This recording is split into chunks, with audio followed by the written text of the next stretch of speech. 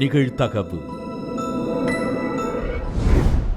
Happy married life என எழுதப்பட்டு கொரியரில் பறந்து வந்த பார்சலை பிரித்து பார்த்தபோது படாரண வெடிகுண்டு வெடித்து பலியான புது மாப்பிள்ளை. திருமண பரிசாக பார்சலில் வெடிகுண்டை அனுப்பியது யார்? திருமணமான 5 நாட்களில் புது மாப்பிள்ளையை கொல்லும் அளவுக்கு அப்படி என்ன பகை? கொலையாளியை போலீசார் தூக்கியது எப்படி? சம்பவம் நடந்து 7 ஆண்டுகளுக்கு பிறகு கொலையாளிக்கு விதிக்கப்பட்ட தண்டனை என்ன?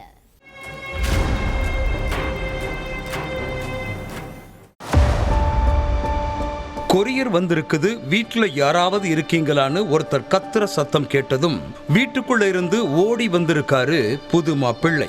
கொரியர் பாய் கையில இருந்து ஒரு பார்சலை வாங்கின புது மாப்பிள்ளை வீட்டுக்குள்ள வந்து அதை ஓபன் பண்ணிருக்கார். உங்களோட கல்யாணத்துக்கு நேர்ல வர முடியல, அதனாலதான் கிஃப்ட் அனுப்பியிருக்கேன்.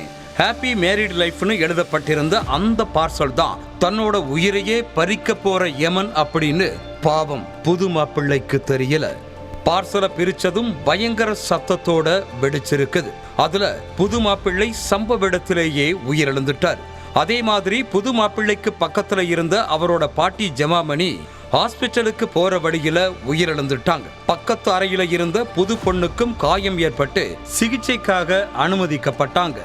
அதுக்கு பிறகு வழக்கு பதிவு பண்ணி விசாரணையில இறங்கியிருக்காங்க போலீசார். இதுக்கு மத்தியில வெடிகுண்டு வெடிச்ச சில நிமிஷத்துல ஒரு மொட்டை கடுதாசி வந்திருக்கு. வெடிகுண்டு அனுப்பப்பட்டதோட பின்னணியில 3 பேர் இருக்கிறதா குறிப்பிட்டு ஊர் பேர் எதுவுமே இல்லாம இருந்த அந்த மொட்டை கடுதாசிய பார்த்த புது மாப்பிள்ளையோட அம்மா இது யாரோட கையெழுத்துன்னு தனக்கு தெரியும்னு சொல்லியிருக்காங்க. அந்த கையெழுத்துக்கு சொந்தக்காரரை தேடி போய் விசாரிக்க வேண்டிய விதத்துல விசாரிச்ச பிறகுதான் பல உண்மைகள் வெளியே வந்திருக்கு. ஒடிசா மாநிலம் போலங்கீர் பட்நாகர் நகர்ல உள்ள ஜோதி விகாஸ் கல்லூரியில சஞ்சுக்தா சாகு என்பவர் ஹிஸ்டரி டிபார்ட்மெண்ட்ல விரிவுரையாளரா வேலை பார்க்கிறாங்க. அதே கல்லூரியில தான் புஞ்சிலால் மெஹர் ஆங்கில பேராசிரியரா இருந்திருக்கார். அனுபவத்துல சஞ்சுக்தாவை விட புஞ்சிலால் தான் சீனியர் என சொல்லப்படுது. ஆனா காலேஜ் பிரின்சிபலா சஞ்சுக்தாவுக்கு பதவி உயர்வு கிடைச்சிருக்கு. அது எப்படி?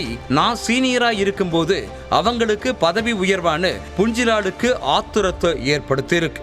ஆனாலும் அவரால் எதுவுமே பண்ண முடியல. அதுக்காக சஞ்சுக்தா சாகுவால தன்னோட பதவி உயர்வே போச்சுன்னு பொறாமையில இருந்த புஞ்சிலால் அவங்கள பழிவாங்க நேரம் பார்த்து காத்துட்டு இருந்திருக்காங்க.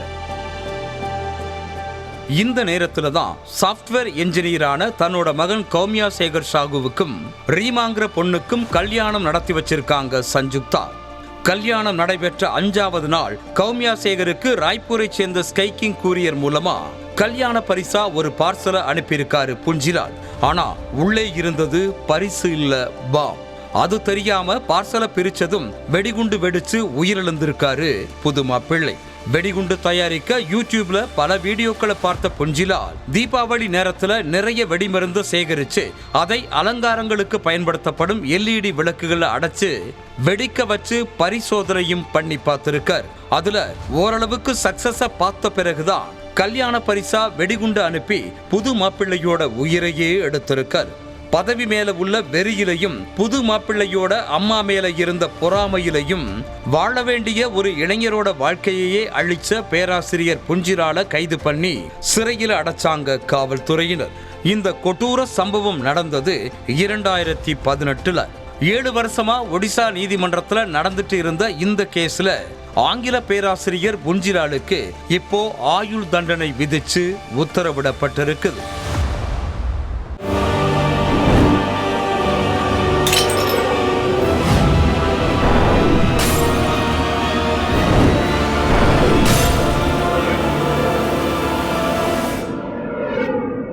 நிகழ்தகவு.